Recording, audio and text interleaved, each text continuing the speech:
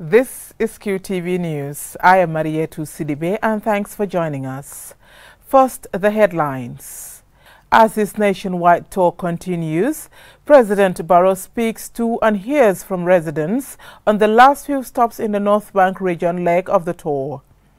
The anti-crime unit parades 16 suspects and some of the items they allegedly stole and which remain unclaimed by their owners. The Truth, Reconciliation and Reparations Commission today ended its public hearing in Jambur with chilling revelations made about the 2009 witch hunting exercise. We hear about a 2-day capacity building workshop on rice fortification organized by the National Nutrition Agency in collaboration with the World Food Programme. For more on these and other stories, stay tuned.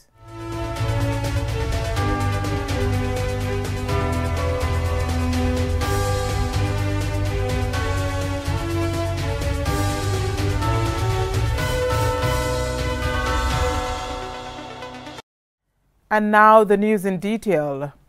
On the sidelines of his ongoing Meet the People tour, President Barrow on Wednesday visited rehabilitation work at the Ngain Sanjal Farming Center. Aliu Cisse is with the President's tour and he now reports. The visit is part of the program of the President's ongoing constitutionally mandated annual tour. President Barrow, speaking to reporters, said after completion the center will have a big impact on farmers. So this is very important for us. And one thing that is important, it is Gambia government funding it 100% and the contractors are Gambians. So everything is Gambian about this. These have given me confidence that Gambia is moving. But I think these mixed farming centers are very important to us. It is for farmers. The farmers is the biggest employer in this country. 75%, directly or indirectly, are farmers. But they need training, they need support. How do they get that support? They have to get somewhere connected to them. That is the grassroots. And that's why this is very, very important. And if we are serious to develop this country, agriculture must be our #1 priority. He added that the farming center is part of his government's efforts to address concerns of farmers. We have had several of this kind around the country. Sustainability has always been a problem. What measures will you put in place so that this center is sustained to benefit the farmers? I think exactly what we are doing is permanent structures. First, you have mud blocks and others. The structure itself is permanent. The fence is permanent. And solar system, we have sunlight 24 hours. It's more cheaper and it's more sustainable. So obviously, all what we are doing is continuity. For it to be sustained, for sure it will be sustained.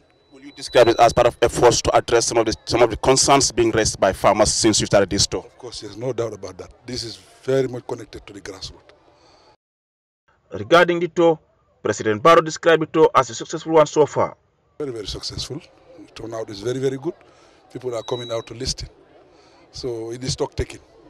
For us, we want to communicate with Gambians people.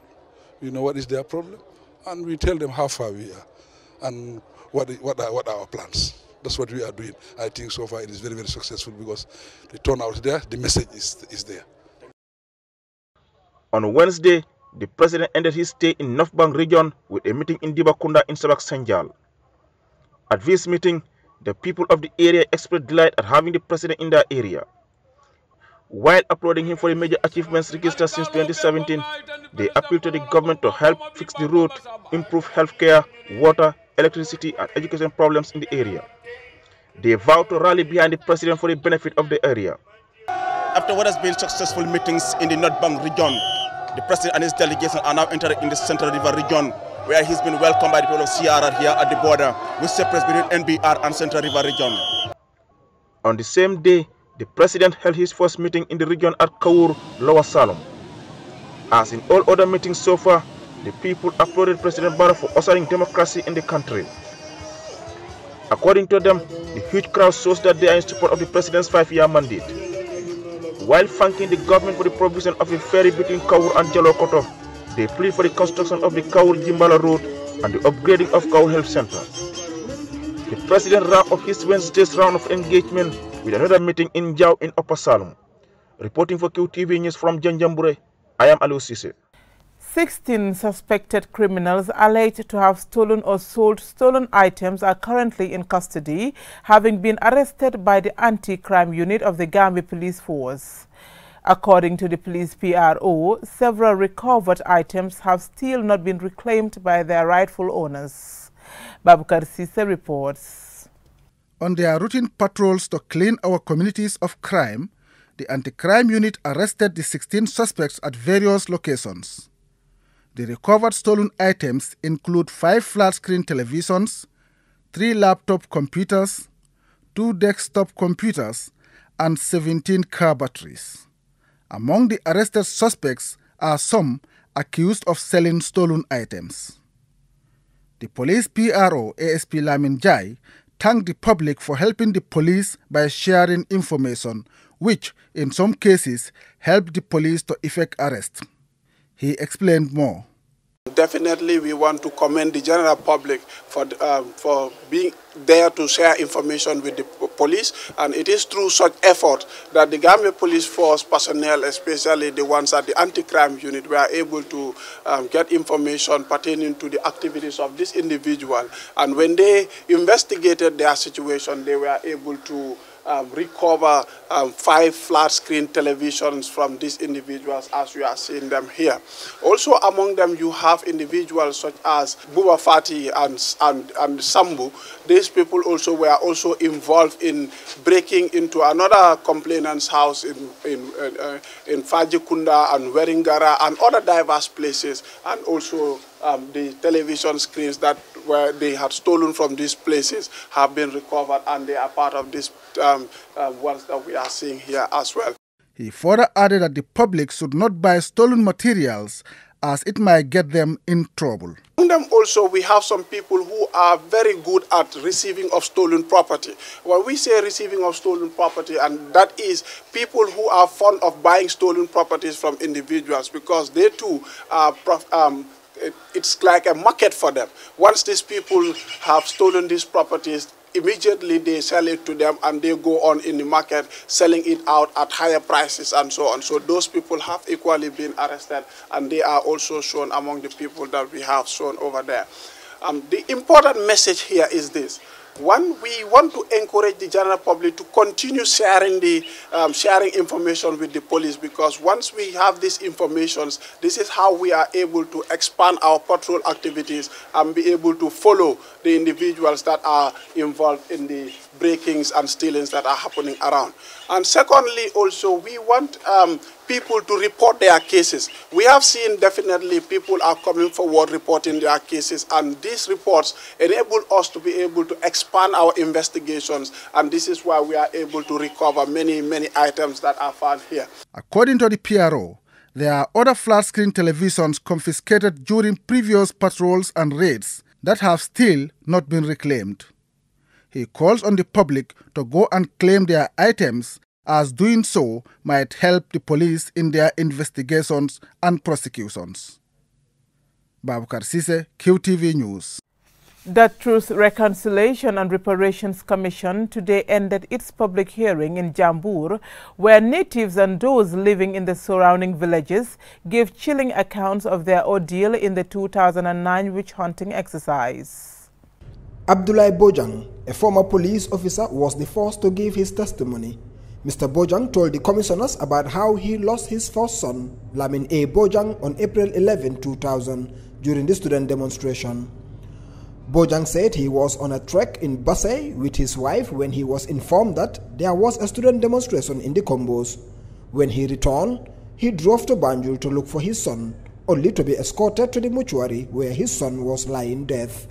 They led me to the dead house. When I arrived there, they pulled the tray. He was laying down in a pink p-shirt. The head was placed in a nylon bag. Blood was coming. Mr. Bojang said the doctors told him that his son was shot on the head. His son's body and others were given to them the following day. Bojang said the $2,500 compensation given to the bereaved families was a joke. Mr. Bojang blamed the government for the fatalities as they could have avoided using live ammunition against students who were on a peaceful demonstration. On the issue of witch hunting, Mr. Bojang said his people were never known for being witches or wizards. According to him, the witch hunters used force and arrested his people, including his stepmother. He said the ordeal his people went through was politically motivated, as most of his people were not supporting the government at the time. He said the arrest, abduction, and drinking of the concoction done to his village elders have caused a big division in his village, as many looked at their elders, including the imam and the VDC chairman, as witches and wizards. Many died, others could not work again to earn a living. The next to testify was Wude Sise of Makumbaya, who told the commission that she was also abducted when she came back from the garden to prepare lunch for her children. Wude said she was taken to Kololi with many others in a bus, where her belongings including money was taken before being made to drink the herbal concoction. Released on the same day, Wude said her health condition started to deteriorate after a week. She further said that some of the people didn't welcome her again, as many look at her as a witch. I first have a problem with my husband's second wife. He used to tell me that you are a witch. If you are a witch, you will not be able to chop my meat. And when she says that to me, I used to tell her, thank you, but I leave you in the hands of God. The final witness of the day was Ali Umbai, who was also among those abducted after just moving to Jambur. He recalled in 2009 when he was arrested and taken to Kololi with others. Mr. Mbai said he also went through the same treatment like others, as he was to undress, bathe, and make to drink a pot full of concoction. People started talking by themselves like mad people. Yeah.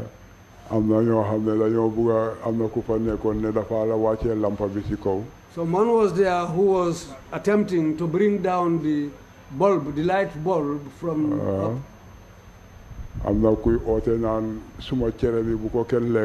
Someone was shouting, saying that don't eat my couscous. Yes, inside that room there, some people urinated on themselves.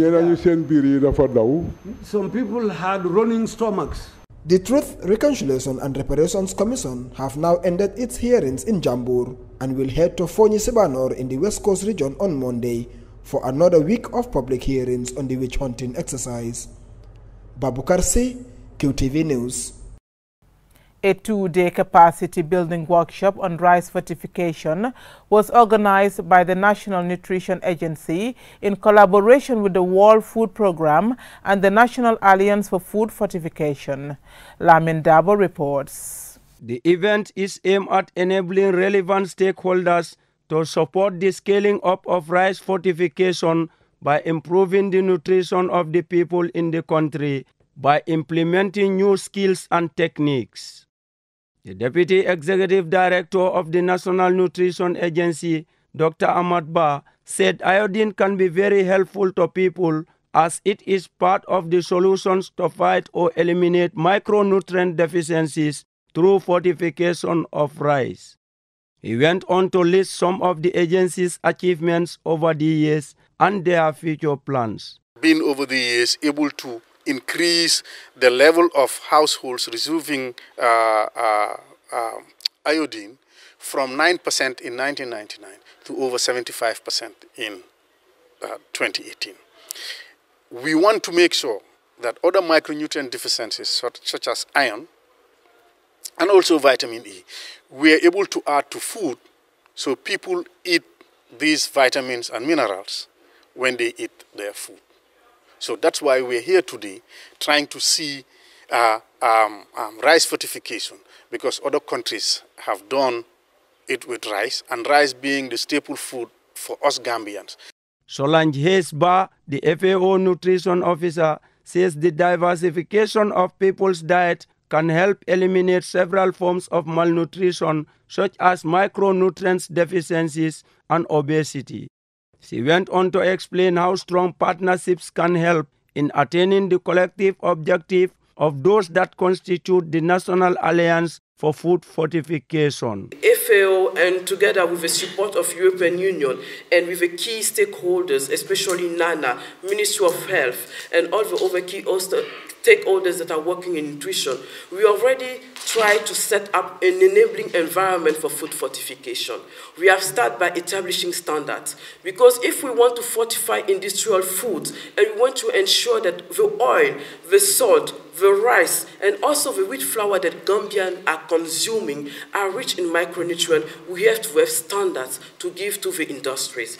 A participant and member of the National Alliance for Food Fortification, Awabiba Tunkara, sheds light on her expectations of the program. I expect to know how best we as participants, as stakeholders, and as members of the National Alliance for Food Fortification can help in the advocacy of fortifying food, particularly rice fortification. But as participants, I believe at the end of the day, we will be able to know how, when, and where, and what to do so as to help in the fortification. Micronutrient deficiencies affect an estimated 2 billion people worldwide and are particularly prevalent in developing countries. Many people suffer serious and lifelong health problems as a result. There are greater risks of developing health problems such as stunting, birth defects, and blindness become a greater risk without adequate levels of micronutrients. For QTV News, Lamin Alaj Fandin Dabo. We will go with a short commercial break. When we return, we hear how another community is benefiting from a borehole donated by Nigerian economic troops, and how AFNOW, the Abubakar Siddiq Foundation for Needy and Orphans Welfare, commemorated World Orphans Day. Do stay tuned. Looking for internet for your free videos, pictures, chats, work, and school projects? Think Free Night Browsing. QCell's Free Night Browsing lets you browse the internet for free. Oh yeah! Get a data SIM, recharge a minimum of $500 and enjoy free browsing after 24 hours from midnight to 6 a.m. every night for 30 days. QCell, Sunubus. We innovate, others follow. Are you a shop owner, retailer, or working in other commercial industries?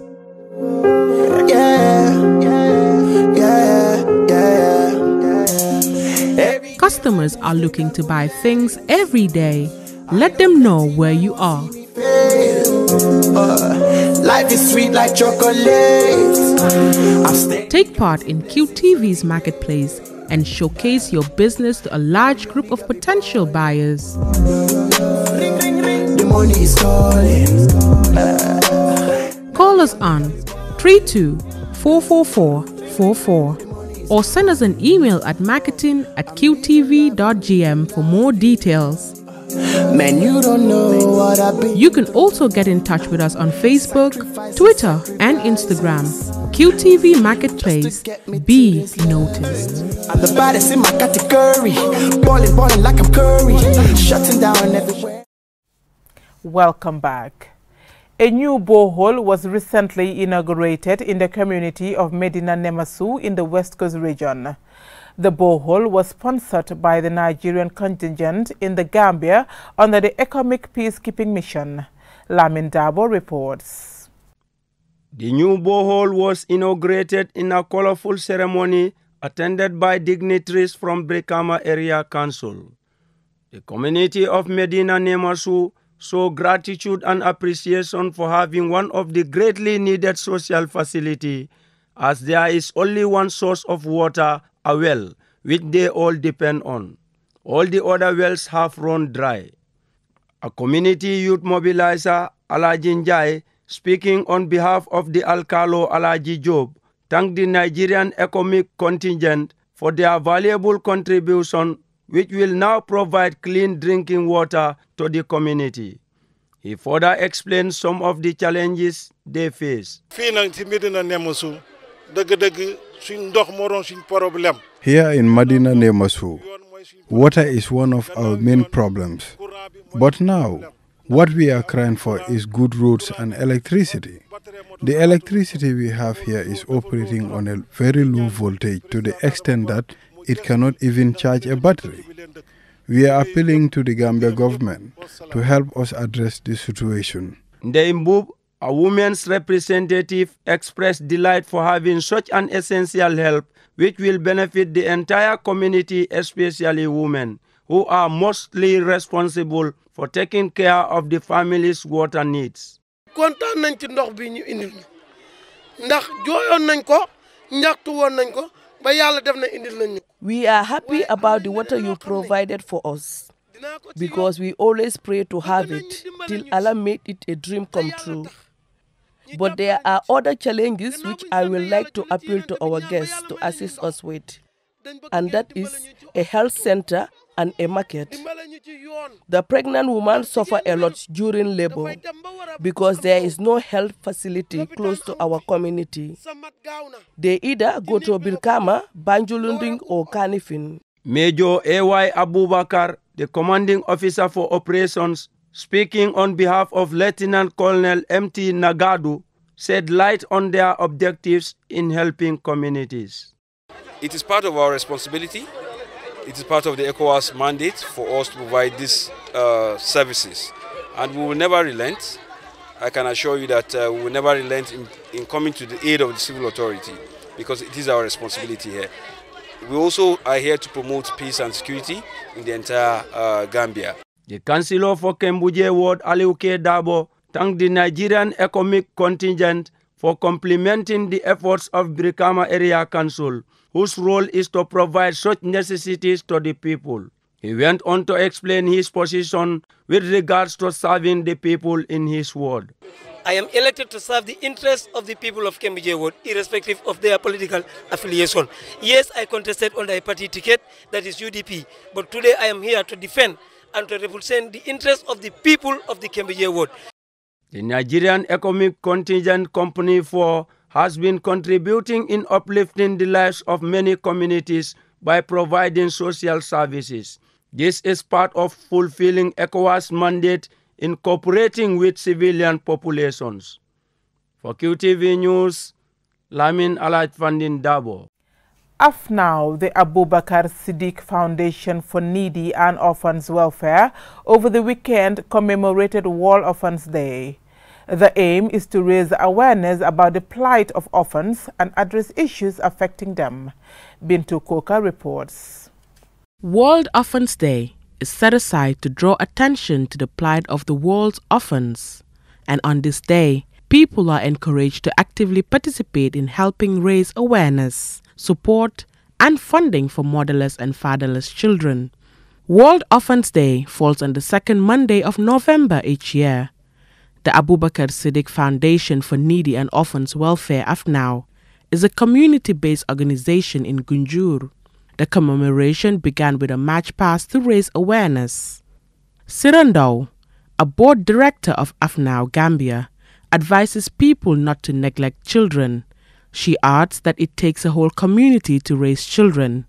Quoting the African proverb, it takes a village to raise a child. It's not just about giving the donation, giving the bag of rice here and all of that, but also loving them and caring for them as if you are their parent. That is a responsibility upon us as people that are here with orphans amongst ourselves. It is also our responsibility to guide and advise them, because what you do with your parents, how your parents take care of you, like I mentioned, it's not just about the food and taking care of you, your physical needs and your biological needs, but also the caring and the guidance and the advice to guide you to be a better person, to be better, and to achieve the dreams that your parents had for you. AFNOW Program Officer Abdullah D. Toure says orphan girls are more vulnerable as most of them are school dropouts who are married off as children. The protection of orphans should come from individuals, communities, and the government, he added. The children have the right to education. Therefore, the demise of one's parent should not make him or her to lose his or her right. If, as an individuals and communities should allow that to happen, that will be a total betrayal to humanity. Like many other sub-Saharan countries, the number of orphans in the Gambia is steadily rising at an alarming rate. Haruna Baji, a regional social welfare officer, urges the community to avoid discriminating children, especially orphans. He applauds AFNAW for taking care of orphans and the needy. The fear of the loneliness of orphans and of the souls of the departed parents. Once that is lacking in any society, we are living in danger. If you don't fear the unfortunate situation of those orphans, whether you are a paternal orphan, meaning your father is not alive, or you are a maternal orphan, meaning your mom is not alive, or you are a dual orphan, meaning both of your parents are not alive, either by means of disaster, by means of diseases, or any other means, you are somebody that we should look at. According to UNICEF, there are an estimated 153 million orphans worldwide. These orphans have lost parents due to many reasons, including war, disease, poverty, natural disaster, abandonment, and accidents, amongst others. Bintu Koka, QTV News. Before we end this bulletin, let's take a quick look at our main stories. As his nationwide tour continues, we heard about what happened when he met residents on the last few stops in the North Bank region leg of the tour.